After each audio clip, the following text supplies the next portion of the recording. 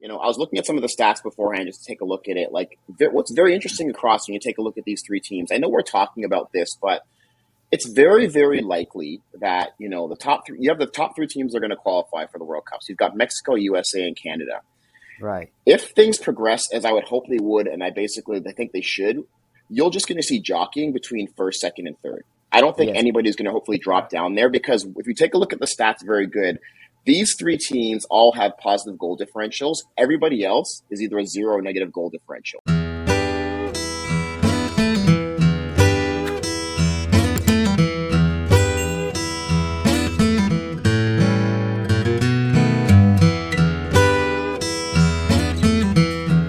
right, everybody, welcome back here to For the Love of the Game video podcast with your normal cast of morons, and then we've added in another friend for this episode. This is episode 4.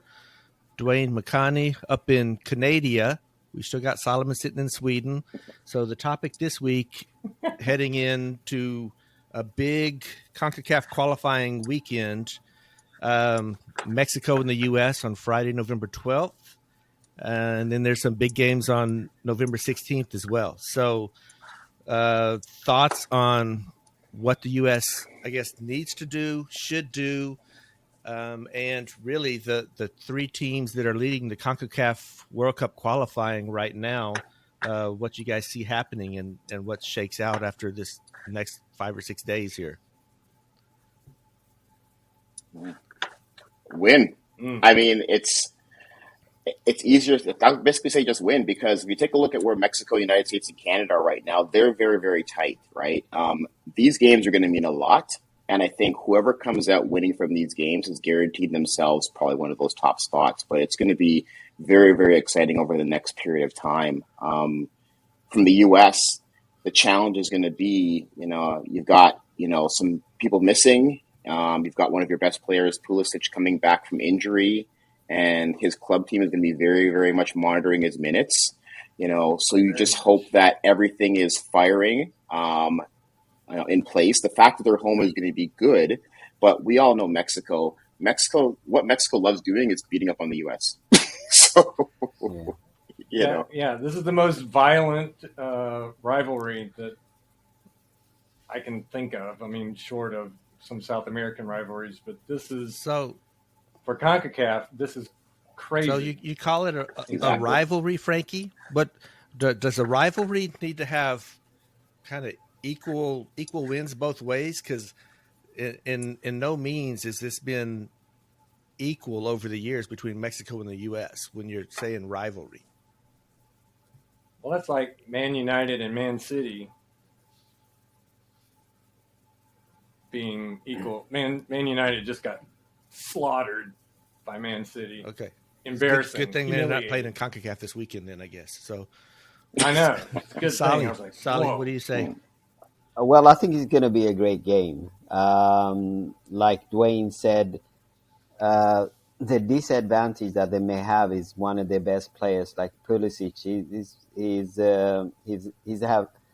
He have had a very limited time on the field, but that can be to advantage too. I mean, he wants to play. He's ready to play, so that he can be that can be a good thing too, because after he had the COVID and he was injured a while, so maybe you never know. But I really think that it's going to be a great game, and they both play similarly. I don't know if you could say a style.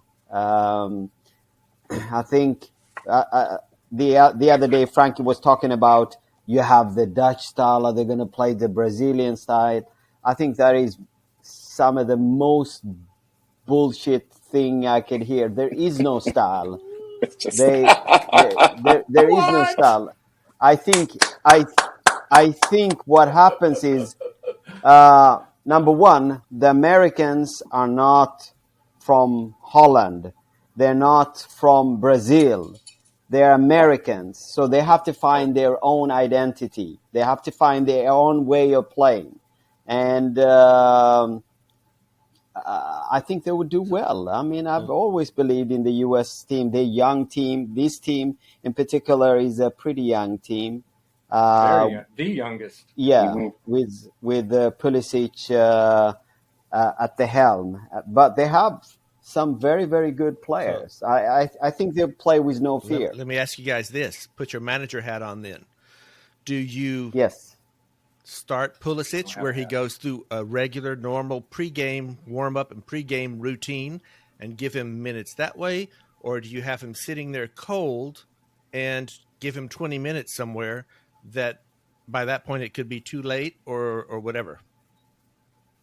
Listen, if I may start, as a coach, I've coached for many years. If I'm going to play against the best teams, I want to have the best players. If he's not injured, and I know as a coach or a manager, you know your players. I think you know your players. You'll be able. I would start him and play as much as he can, probably to about, I would say, 70 minutes or something like that, and then depending on how the game goes, bring in somebody else that is pretty close to his level, or if they want to play defensively, get in a defensive player. If they want to go for it, get in a forward that can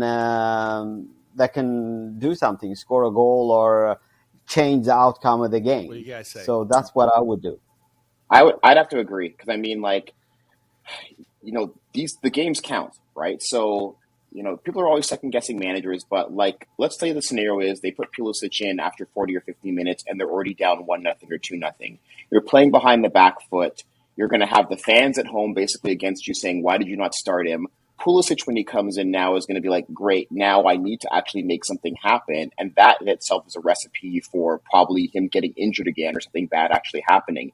If you start Yep. Pulisic, he plays, he doesn't do great, you pick him off after 70 minutes, you're always going to have people that are going to complain, but the majority of people that understand the game and know the game, and Solomon, you were correct there, will understand that, are saying you did what you needed to do, right? I think Yes. you need him in this game. You need to start him in this game. You need to try to get points in this game because Mexico, to coin a word that people always talk about, Mexico's going to try to use all the dark arts they can, right, to win this game, Exactly. right? Right. And Mexico understands, and they're paying attention to all of this. And this is a big rivalry. You're playing at home. You can't afford to get too smart. Like, you need to just basically go out there, like you said, and don't worry about playing like total football or tiki taka. You need to go out there, play some soccer, play some football, and win this game. Frankie? Right. Yeah.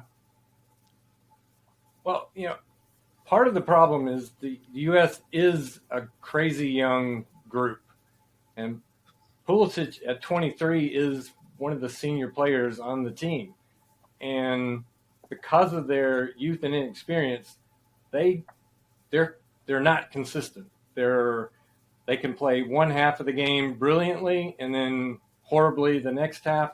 They haven't put an entire high quality game together yet. And the thing with Pulisic that worries me is that because this is such an intense rivalry, there are some wild and reckless challenges that always happen.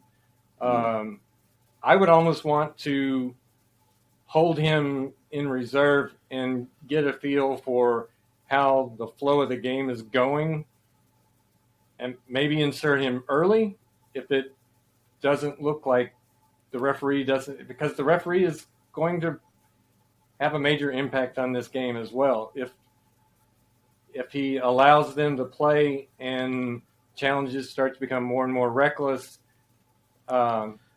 is he in a state that you want to risk him in that kind of scenario? Or,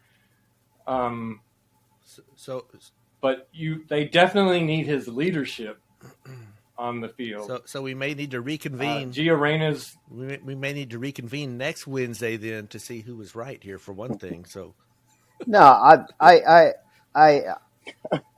think that this is such an important game that, I mean, you go hard or you go home. So I really think that they have to be able to play him quite a bit at that stage. Go Yeah. get the Um, And result. something that I Get the result Friday, yeah, Yeah, I'm yeah, and rest him next Tuesday or something. But right, Yeah, exactly, right, exactly. I mean, like right. this yeah. is going to be probably the toughest game that you have, and I was looking at some of the stats beforehand just to take a look at it. Like, what's very interesting across when you take a look at these three teams. I know we're talking about this, but it's very, very likely that the top three. You have the top three teams that are going to qualify for the World Cup. So you've got Mexico, USA, and Canada. Right. If things progress as I would hope they would, and I think they should, you're just going to see jockeying between first, second, and third. I don't think Yes. anybody's going to hopefully Yeah. drop down there because if you take a look at the stats, very good. These three teams all have positive goal differentials. Everybody else is either a zero or negative goal differential. So Right. provided, and I say this, I always say this because you never know what can happen in the game. And I need to coin that term from, football, any given Sunday, like any given day, a team can show up, like, you can lose to Jamaica or somebody else, but provided these teams do what they need to do. And again, don't try to get too cute. They can manage their way into the World Cup. And you brought it up again, kind of going back to your original discussion. I think it's just you need to basically put your guns in for these big games, right? Right. Make sure you're getting the points in these big games because there's a better chance of you getting a victory against a lesser team with maybe not your full strength team. And you're definitely not going to win against Mexico if you don't put your full strength team out there. But, Right. I'll say, Right. Frank, your comment about, hard tackles, hard fouls, how it's going to be. It's very interesting. I didn't think about that. Like, Mexico's going to be going in there and they're going to be flying in for challenges, right? So it's Oh, one yeah. thing you need to pay attention to. So it's, and I know that the U.S. national team is not going to think about this, but you got to know that Chelsea is going to be watching this game, right? Absolutely. And like a hawk. and knowing he comes back, right? Not saying that they can stop him from getting called up again, but you always want to make sure that you have good relations with your national team players, like club and parent team. And I think the last thing they want to do right now is really basically hand back a semi-damaged Pulisic Another back to them. injured. Exactly. Right. And say, here you go. Sorry about that. Yeah, we did it again. Oops. so Something else I think that we should also mention is that they're playing in Cincinnati, Ohio, and Ohio has been the only location in the United States that they actually have an advantage with home crowd. If they play anywhere else in the United States, Mexico always has more fans than the U.S., with Ohio being the coldest place in the U.S. that they can find. That's where they typically have a pro-American crowd. Mm-hmm. If they play on the West Coast, it's pro-Mexico. If they play on the East Coast, pro-Mexico. In the South, pro-Mexico. This is the only place that they're going to play and actually have a home field advantage. Yeah. And they're going to need that because more than likely the tie leg is going to be at Azteca Stadium, which coincidentally, Mexico has not been as dominant as they've been before. Their last two matches, they've actually tied. I mean, they haven't lost, but they usually are confident at Azteca that they're going to get 3 points, and they've come away 2 times with only 1 point. So with they're leaving the bar a little lower for for U.S. and Canada to close the distance. this weekend or this Friday and next Tuesday, Mexico's on the road against the U.S., on the road against Canada. How much is there a shot Mexico loses both of those games? How much pressure is on them heading into these games, or there's not as much pressure because they're on the road, they're playing for a tie? But what do you think the chances are, you guys, that they lose both of these games? I think it's a really high chance that they lose both games because Mexico has not played very confidently or very well, and there is a new generation of really exciting young American players that they're actually pretty nervous about. Mexico lost the last 2 games they've played against the U.S. to the U.S. And that actually put Tata in kind of a precarious position for the first time for his job. Dwayne, where is the Mexico game for Canada next week? So interestingly enough, the Mexico game for Canada is in Edmonton. So hopefully you guys know. I mean, Alphonso Davies, probably the best player we have for Canada, probably one of the best players that Canada's ever produced. He's playing at home, right? So Edmonton is home for Alphonso Davies. That Mexico's gonna, like you said, you brought it up, Frank. That game in Cincinnati is gonna be very, very tough from a Mexican perspective. You're not gonna really have any sort of Mexican contingent or Mexican fans there. They're gonna go off of the back of that. Argue go further north, so it might be even a little bit colder, and they're going to be playing even more cold. Yeah, and you're going to be playing in a stadium that's going to probably be 90% fans cheering for their homegrown player Alphonso Davies, and this team coming off that win against Panama, and I had the privilege of being in that game and seeing how the stadium exploded with the team playing. Canada, that must have been exciting. The Canadian team. I was talking to somebody about that. They've always been dismissed, and I know I don't want to kind of move the thought of what's happening with the U.S. and Mexico. They've always been dismissed, but I mean, this team is making moves and is making some noise, right? And the best thing that this Canadian team has driving them is that nobody thinks they're good enough, and nobody thinks they're gonna proceed. So it's that term of we talk about playing with house money. Like, the most dangerous team you can face is a team that's basically playing with house money at home in the city of their best player. Like, it's. Oof. So you talk about Mexico. I'll say this now. I know it's not going to happen, but Mexico can come out with 2 losses, right? Or at least if I was thinking that's what's going to happen. If I was Mexico and I came out with a win and a tie, and I was Tata, I'd be like, "Thank you. Let me move on." Let me move on. So Mexico's been in 16 World Cups. The U.S. 9, Canada 1. Mexico is tied with Brazil for the most consecutive second round appearances in the last seven World Cups or something, whatever. What is the pressure?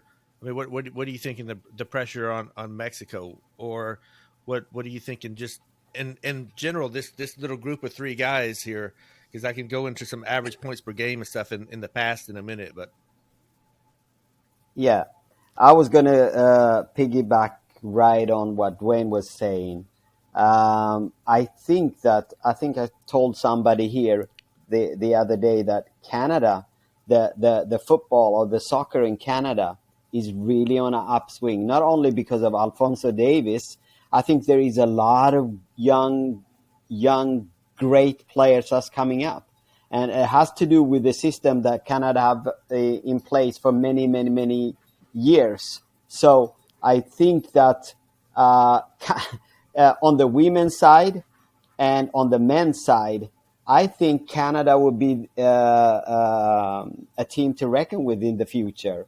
I think now we have, I mean, I'm thinking ahead a little bit, but now, over here in Europe, we're talking about all these big teams and those kind of things. But I think North America, with US and Canada, mark my word when I tell you this, the new generation coming up in Canada, they're not only athletically gifted, they will learn the game to play the right way.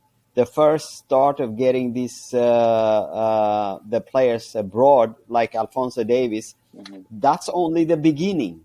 That's only the beginning. And it's like a bottle of ketchup. It's going to come up. There are going to be a lot of good players. Then we'll be saying it will be U.S. and Canada. Yeah. What? Yes. No, I was saying, you bring up, the point I'll say is this, and I think, thank you for that, being a Canadian. You bring up very good, I know I talked about Davies, but I mean, you've got Buchanan, who's playing with, I think, New England right now. He's going to Bruges. You've got Jonathan David, who's playing at Lille, who basically his next step is going to be Premier or Bundesliga as well there too. You've got Kyle Larin, who's basically, number 1 draft pick previously for MLS, now with Besiktas in Turkey. I look at, and I was having a conversation actually, about that game that we went to where, Davies scored that wonder goal at home in front of everybody. And I think if you haven't seen it, just Google Jonathan It Davies, was amazing. Panama, right? And I drew the parallel I'll go to basketball, I drew the parallel to Vince Carter. So when Vince Carter came to Yes. Toronto Raptors and played for the Toronto Raptors, the mark he left, and they actually made a documentary on this called The Carter Effect. You're seeing that now with the number of NBA players that are coming into the league from Canada and producing and playing very well. If you talk to these players and have conversation with them, they will talk back to Vince Carter I watched, or I learned from this, or that's where I got the spark. Right. I fully believe that you're going to see the same scenario on the soccer side with basically Alphonso Davies saying, I remember watching this, and that's when I remember seeing this, and that's when I realized I wanted to get important with this, kind of growing on this perspective. I wanted to really get into soccer as well. Canada's putting some things into place. Like we have our own domestic Premier League now that we actually have with regards to players that can actually have a pathline to play sort of at semi-pro, pro level. But I think that day and the role he's playing in the development of soccer, you're definitely going to start to see in the next couple, years. So as Solomon mentioned, as we go to future World Cups, you're going to have people that are going back and talking about him being the one that got them where they were. Right. Yes. And something else, I talked about the U.S. having like this golden generation. Canada's having the exact same thing happening. And it's really cool to watch that U.S. and Canada both have this just large group of really young, very talented young players that the sky seems to be the limit if they get the proper training. These two teams could be the top of CONCACAF for a long time. Yeah. Oh, and something else about this game coming up, because it is such an important game, this is probably the first time we're going to get a chance to see what Berhalter's first team selection is actually on the field going to be. Because the last couple of times that they've played, he's thrown out two completely different teams and pairings. And with this being such an important game, this is probably going to be the first time to see the actual first team that he has in his head going forward of who that top 11 actually are. So Yeah. let me throw you guys these numbers real quick. Over the last 6 World Cup qualifying, CONCACAF for the last 6 World Cups, points per game. You can't really look at how many points they need to target to get into the World Cup because there's more games now with the octagonal instead of hexagonal or whatever. So first place, the first qualifier out of CONCACAF over the last 6 World Cups averaged 2.3 points per game. Second place, 1.8. Third place, 1.5. Right now, Mexico is sitting on 2.3 points per game, the U.S. at 1.8, and Canada at 1.7. So, that's kind of holding true to their positions there, right there. But this next, 2 games, I don't see Mexico dropping out of the top 3 or any of these guys at this point dropping out of the top 3. But the shakeup for, being the king of CONCACAF headed into this World Cup, and then, all 3 of these teams qualifying for the next World Cup automatically, I think there's a whole lot that they're playing for right now for sure this weekend. Mm-hmm. Oh, yeah. And I kind of think Mexico is on a decline. They had this golden generation that they had, 5-10 years ago, where the U.S. looked like they were at least level with Mexico for a little bit. And then we were just getting clobbered. Sally. For the last. Sally, you didn't like my points per game numbers. You rolled your eyes, I think, when I was giving you my points per game numbers there. No. It's a fact. It's the stats. I understand that. But in the end of the day, every game is different. It's a new game. That's maybe what happened. And I understand stats. I don't like stats. But every game is a new game.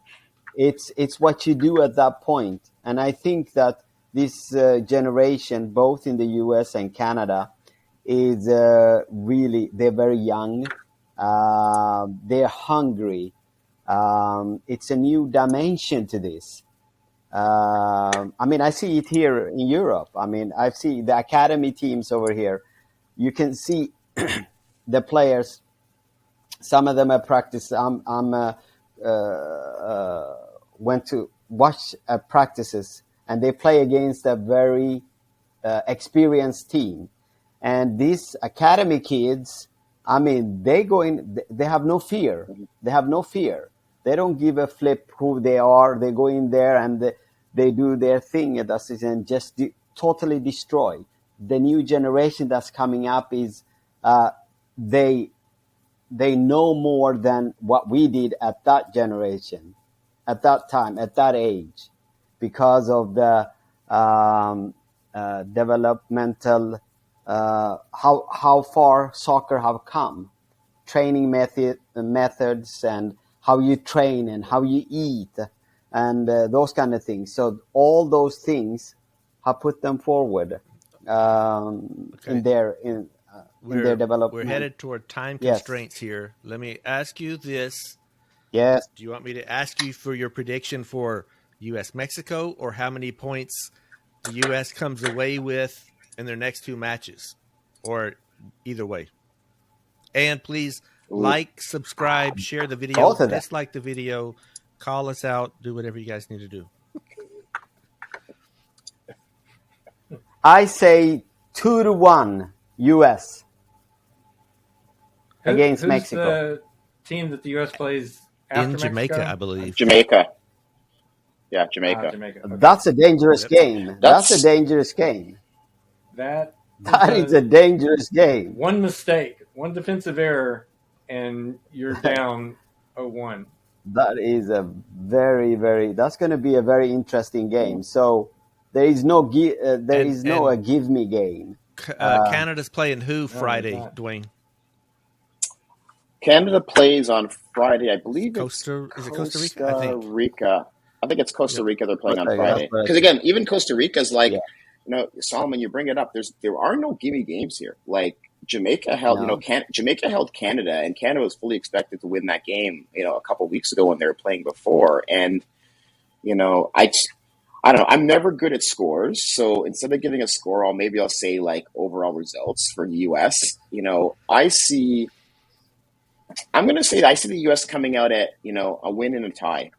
I'm gonna throw it up there and say that coming off of a Mexico game that will probably take a lot out of them, but they're going to have a lot of energy going to that Mexico game. They got to jump on a plane. They got to fly to Jamaica. I say they get a draw in Jamaica. And then does Canada get 6 over the next 2 games because Mexico's beat up after the U.S.? Oh man, you know what? You have it on video, so I can't believe I'm saying this. If we can come out of these 2 games with 4 points, I will be happy. Frankie, I'll be more happy. 4 points is great. I think Canada's going to come out with 6, actually, but I think the U.S. actually wins the next 2 games. I've been really surprised at the pressure situations that the younger players have come out and shown no sign of pressure at all. And from the interviews that I've read coming up to this game, the young American players have gotten a taste of what this rivalry actually is going to be like, and they're stoked to get in on it. So if there's anyone in either one of these games against U.S. or Canada, I think the shaky, nervous team is actually going to be Mexico in both games. And it's just going to take pressing a little bit, a little luck, and get an early goal. And then I think the U.S. and Canada both win both games against Mexico. All right, boys. There we have it. Okay. Enjoyed it. Thanks for tuning in. Like, subscribe, share, And to the rest of us, leave our stuff uploading until it says it's complete. So then Frankie can go in and do some magic. Sally, Dwayne, Frankie, enjoyed it. Dwayne, look at your schedule about this is Saturday morning and let us know. Yeah. Okay, I will. Thank you, guys. It was a pleasure. Love it. all right, All guys. right. Take Yeah, care, this is everybody. great. Thank you, guys. This is good. All right. Later. Later. Bye, guys. Take care, guys.